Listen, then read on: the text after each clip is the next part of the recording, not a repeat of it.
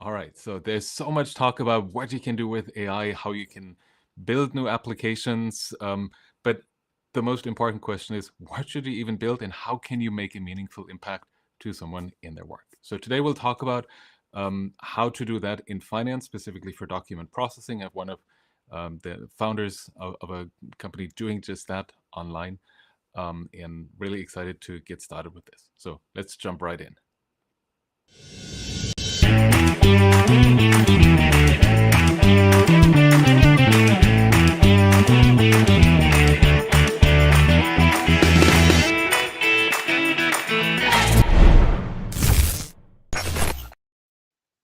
All right, welcome back for another episode of What's the Buzz, where leaders share how they have turned hype into outcome. Today, we're talking about how to help finance professionals optimize their work with the help of document processing with AI. And I couldn't be more excited to welcome Ariana Smetana to the show. Ariana, thank you so much for joining. Well, thank you, Andreas. I'm so happy to see you again. We done it in about 5 years ago when you launched it, and myself as well. This is exciting. Yes, absolutely. So I'm so excited to have you back on the show and hear what's new. But maybe not everybody is familiar with you yet. Can you share a little bit about yourself, who you are, and what you do? Absolutely. So as I mentioned, about 5 years ago, I launched into AI sphere. I launched my AccelIQ company and started developing AI strategy for the company, specifically in the mid-market and, smaller organizations. This was actually on the brink of, when AI was really unknown. It was more about digital transformation and understanding where these new possibilities of digitization can be implemented in organizations. And then, slowly I started developing, more into AI and making sure that companies understand what to do with their data and how that can be processed with the new technologies such as AI. And over the years, I have been, building products for the companies, and also decided about a year and a half ago, launch my own product in the sphere of finance and office of the CFO, and helping those problems to be solved with technology. Super. That's really exciting. And you already shared a little glimpse with me beforehand of what it looks like. So we'll talk a little bit more about that and what specific problems you've seen and how you've addressed them. Folks, for those of you in the audience, if you're just joining the stream, I'm always curious where you're joining us from and to see how global our audience is today. So feel free to put in the chat where you're joining us from. And always great to see, how global we are. If you're looking to learn more about how can I actually get my employees to use AI and use AI well without creating slop or low quality results, I have a new book out. It's called The Human Agentic AI Edge. It's already a bestseller on Amazon. So consider picking that up and help shape your organization to become more AI ready in that sense. But enough with that. Ariana, should we play a little game to kick things off? Sure. Okay, so let's see. In good fashion, what's the buzz? I'll show you a little clip, and I would like for you to answer with the first thing that comes to mind and why in your own words. To make it a little more interesting, you have 60 seconds for your answer. Are you ready for what's the buzz? Sure. Yes. Okay, so here we go. Let's see. If AI were a band, a music band, a rock band, something, what would it be? Wow. 60 seconds on the clock. Well, one of my favorite band is definitely Queen. And I think with AI, what I see, AI can hit some amazing high notes, as was, Freddie Mercury with his singing, and also, can be a flop. I'm sure there were some bad songs created with Queen as well. So AI is really what you need to have a team, you need to have orchestration to execute it well. So I think band would be quite a good kind of synergy with AI in my mind. Awesome. Wonderful. Thank you so much. Great answer. And I mainly got to watch the videos or the music videos of Queen, and I remember them filling stadiums. So it kind of feels like AI is doing that too, drawing a lot of attention and a lot Yes, of praise. absolutely. Awesome. But obviously that's not the main topic of our show. We actually want to talk more about how can you help finance professionals accelerate their processes with document processing, for example. And I know, there's so many organizations that are either leaving a lot of potential on the table when it comes to AI. We're doing little things, we're doing a bit of productivity, and everybody gets an AI assistant, and we're done with our AI strategy. But also on the other side, they're boiling the ocean, right? Here are all the things that we could be doing, and long lists of use cases and ideas that are collected up and down the hierarchy and prioritized, and they still die on the vine. So how do you find that sweet spot of making an impact and being relevant with the solution that you're building? What was one of the approaches that you've pursued? So you are so spot on. So, like I said, that was AI strategy. We done exactly that. Try to document all the use cases, potential applications, where the problems lie. And over the years, there was a repetitive problem, especially in the office of the CFO. Even mid-sized companies, $250 million. These are not necessarily small anymore, but their back office, there is often a bottleneck in the processing, and getting this financial data in place and be actually on proactive side instead of reactive and kind of historical. So when we talk to the customers, specifically users, they were still actually stuck in a very old-fashioned way. There are sophisticated systems, no matter which one you want to name, ERP or CRM and all the other ones. The data was always pulled in Excel spreadsheets, manually assembled, and then reports were created and presented. And that was a really tedious and erroneous process in many organizations. So that led me to start developing, because knowing as much as we know about AI and developing products, we saw this is a potential area that ingesting this kind of data can help professionals in this area really be far more accurate, and also have ability to generate these reports on demand and make a decision, actually growing faster and deciding when things are happening instead of retroactively looking backwards. So That's that's kind of aha moment for companies I work with, and then led me into developing many different use cases in the sphere of CFO and also now in COO kind of operational data.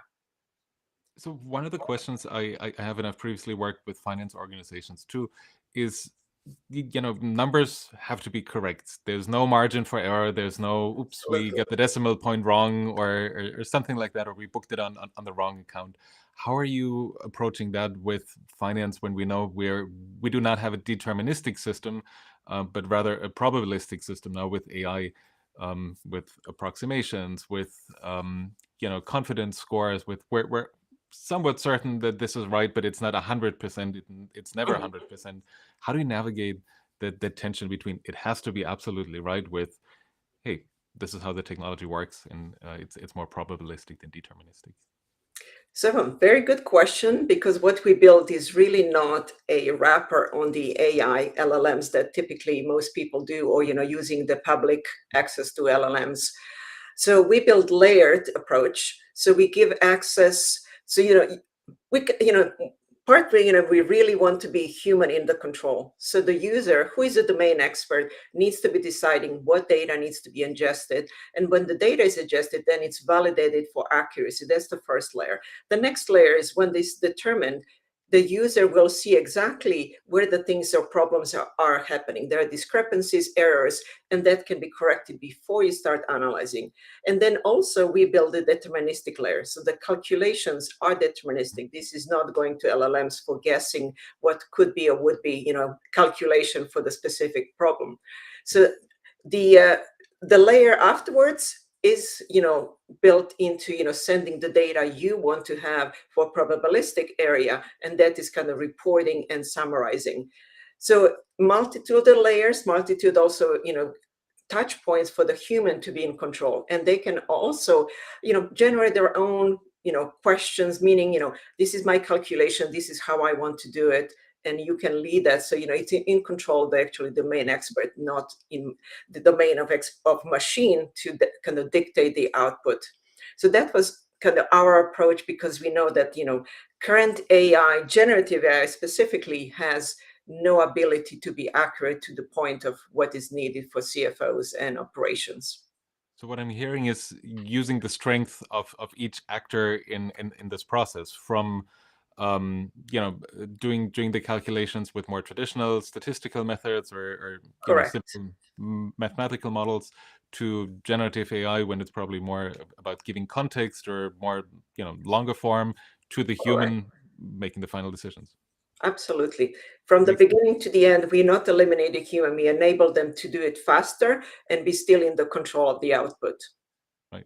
So now you said, hey, you've been working on this for the past 18 months, and when I talk to founders in the technology space, I hear so many great stories of, hey, we were able to prototype this super quickly. We were able to go from idea to prototype to final product within a matter of weeks, within a matter of months. Sure. AI is definitely shortening that time frame to take something to market. How have you approached that in your case? So interestingly enough, yes, the ladies vibe coding, no coding, low coding, and I don't know what even the names are these days anymore. Yeah. So we didn't take that approach. We really want to, start it with a problem and understanding where the problems lie in the users and professionals, and kind of interview them, discuss with them, and building the solution with them. That was, the main approach for us. So that's the reason it's taken so much longer. We put a lot more emphasis on keeping that human in the loop, actively testing it, and then piloting as we go along. We didn't want to, what many companies do, just give it for free, run it with it as fast as possible, and then making slop happening and errors and the Yeah. trust deteriorating.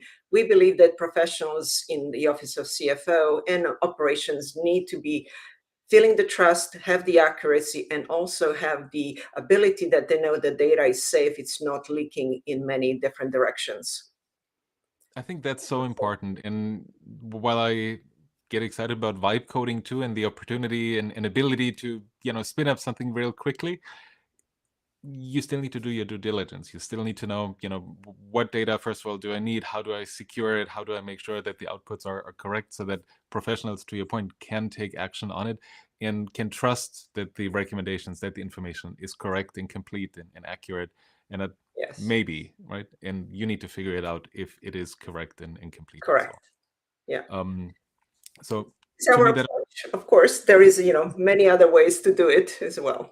sure. But I also wouldn't be surprised if those are some of the ways that we'll read more about in the news when things go sideways because security was neglected, or data is leaking, or Yeah. somebody got unauthorized access. Happens to some of the best organizations. I think McKinsey was in the news a couple of days ago about their internal AI agent Mhm. being hacked by white hackers and so on. So, anyways, long story short, you definitely want to do your due diligence, and especially when there's some legal, financial, or reputational risk involved. Yes, absolutely. Um, That's our approach for sure.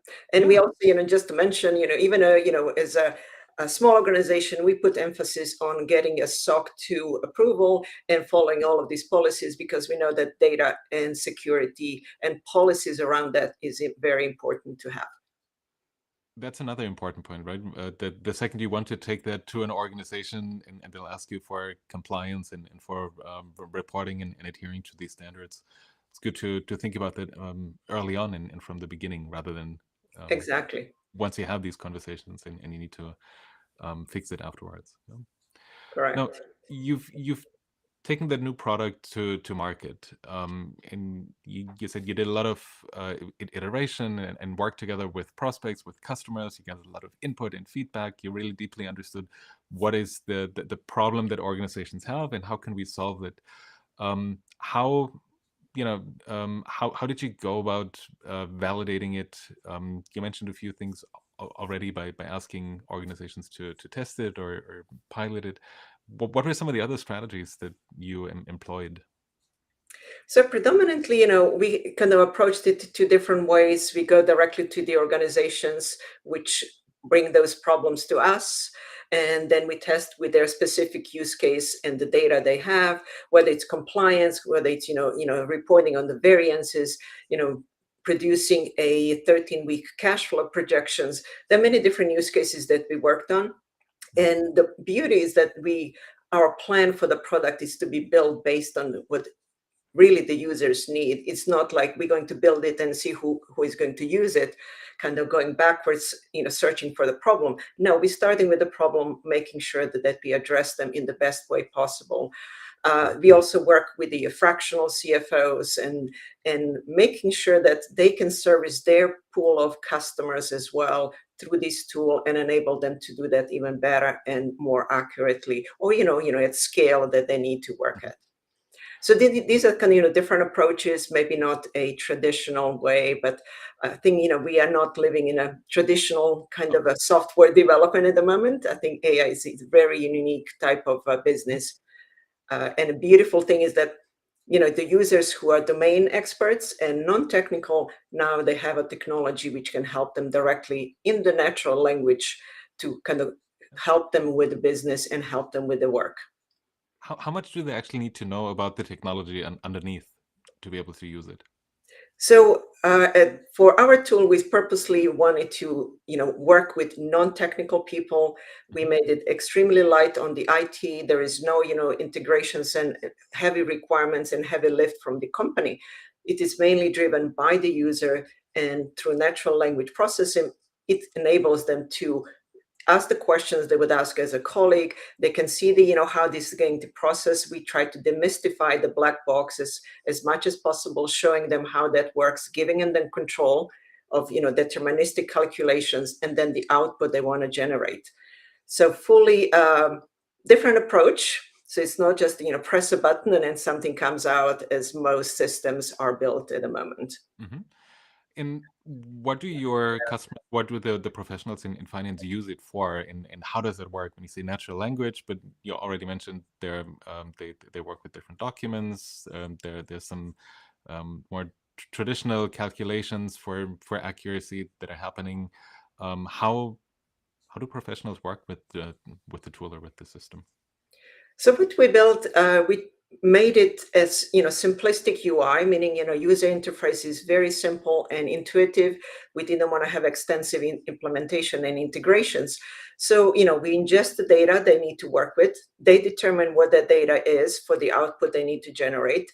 So they have a full control of being human in the input side, and then generating this data validation as a first step. Following that, you can then generate.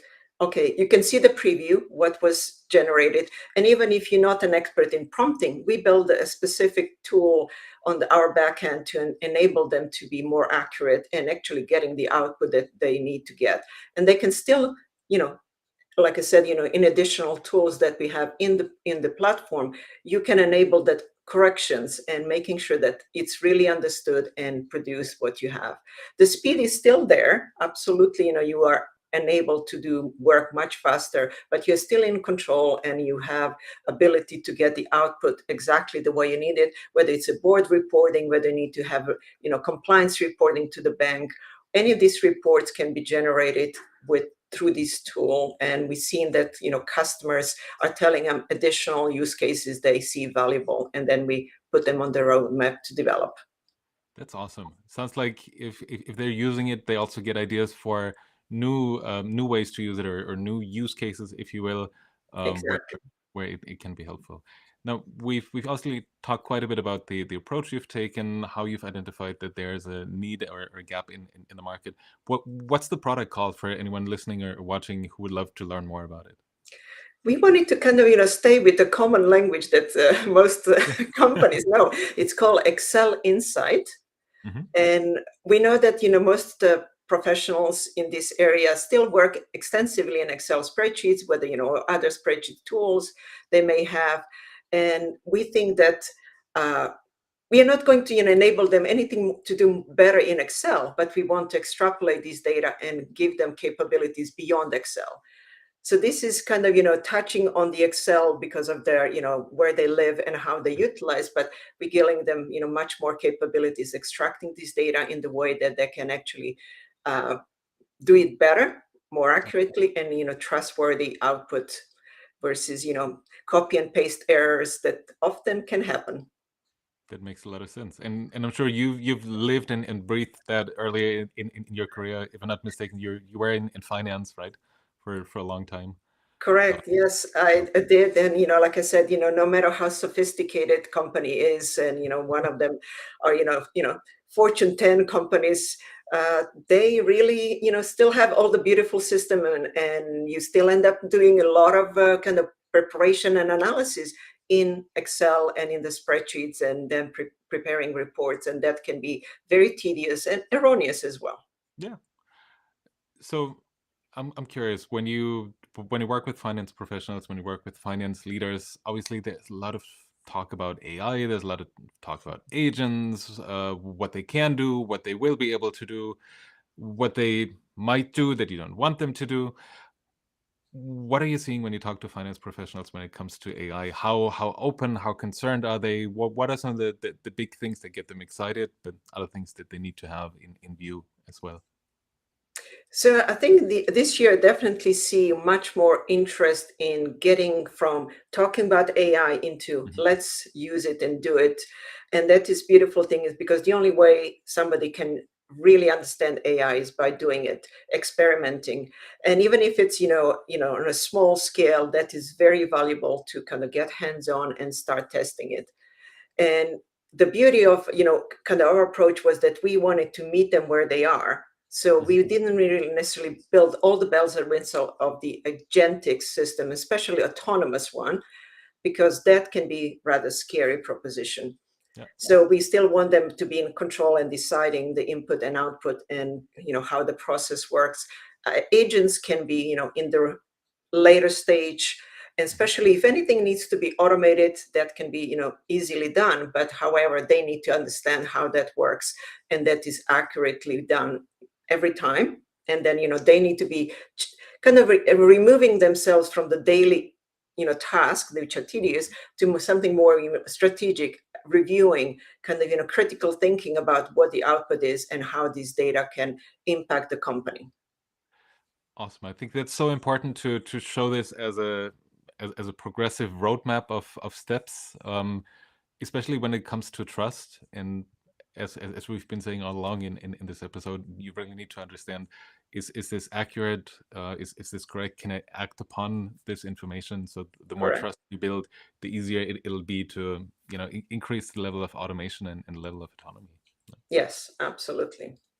Now, for my last question, I'm curious too. We've obviously known each other for 5 years or something like that. Yeah. Before bots were swarming LinkedIn, and people put their own thought leadership out. Um, but what is it that you've seen over the last 5 years that gets you excited, working on big problems, complex problems like the ones you're working on in your company right now? What gets you excited about this? What gets me excited that on one hand, I believe that the more people learn about it, it is going to be improving overall. I think approach and understanding, because that will give you confidence that we can all use it in the right way. Mhm. And like anything, if you go in example, when we start, riding a bicycle, we were all falling down and didn't quite know what to do it. But the more we did it, the better we became. So I think the same principle applies here. So, I recommend that everybody get their hands on, even the commercial grade tools, whether it's, ChatGPT or any other, and test it out. Mhm. Of course, very careful about what kind of data you're putting in those systems. And that's reason we purposely build our system very integrated with all the security and governance built into the product, not only around the organization, which is sometimes also misunderstood. But Mhm. uh, I think the more you do it, the more you can get understanding how it works, the better it will be. And that is exciting part. I see that actually that curiosity and learning mentality is growing. And that is part of it, instead of being always kind of, let's do, tried and tested. This time, we need to start thinking is like, let's experiment and Mhm. see what we can do better. I think that's such a great message, and I hope many of you watching and listening to this feel inspired by Ariana's comments as well to get more hands-on and try it out. Right, it's never been easier to do it. We have all tools available on our phones and browsers and whatnot. So it's really about getting started. Um, Yes. Ariana, we're getting close to the end of the show, and I was wondering if you can summarize the key three takeaways for our audience today. So my takeaways would be, like we said, get your hands on, but get under the hands products that are actually built for the purpose, that are specifically, targeting your problems in the organization, or specifically targeting maybe your segments in the organization. Not every product that is built on general kind of approach of AI will give you the answers you need. Really specifically look for the products which help you with that. Get your hands on, learn, be curious, experiment, and work with trusted vendors that that you can get from knowledge from. Like you said, LinkedIn now it's crawling maybe with bots, but there are so many people who are actually still very authentic and there to help and provide the value. Wonderful. Like yourself. Yeah, thank you so much, and like you, right back at you. Thank Awesome. you. So if you're not following Ariana yet, please do follow her. She puts a lot of good content around these topics as well. All right, Ariana, we're at the end of the show. I want to say thank you for sharing your expertise with us. It was really insightful and interesting to learn about how you've approached this, how you're taking a product to market, and the specific need that you're addressing that finance professionals have when it comes to pulling data from different sources, creating reports, and being able to interact with that data in natural language. All right. Thank you so much for joining, Ariana. Well, thank you, Andreas. It was my pleasure. All right, folks, see you next time for another episode of What's the Buzz. Bye-bye. Bye.